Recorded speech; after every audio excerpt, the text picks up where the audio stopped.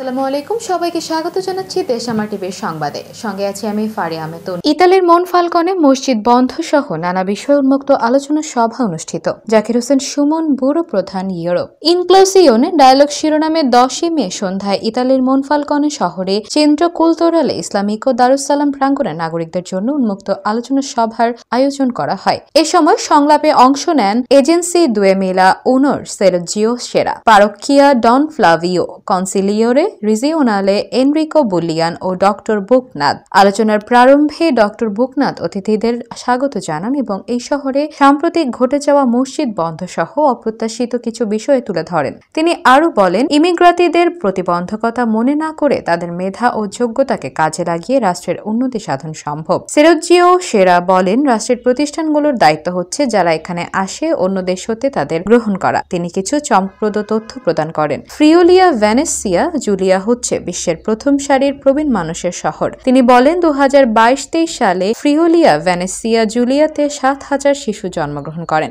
পক্ষান্তরে 14,000 মানুষ মৃত্যুবরণ করেন। সুতরাং ভবিষ্যতে জনসংখ্যার জন্য আমাদের এখনই ভাবতে হবে। নতুন আশা তরুণদের আমাদের সাদরে গ্রহণ করতে হবে। এনরিকো বুলিয়ান রিজিওনালের বিভিন্ন প্রজেক্টের বরাদ্দের খাতিয়ান তুলে ধরে বিভিন্ন অ্যাসোসিয়েশনের এগুলোতে অংশগ্রহণের গুরুত্ব নিয়ে আলোচনা করেন।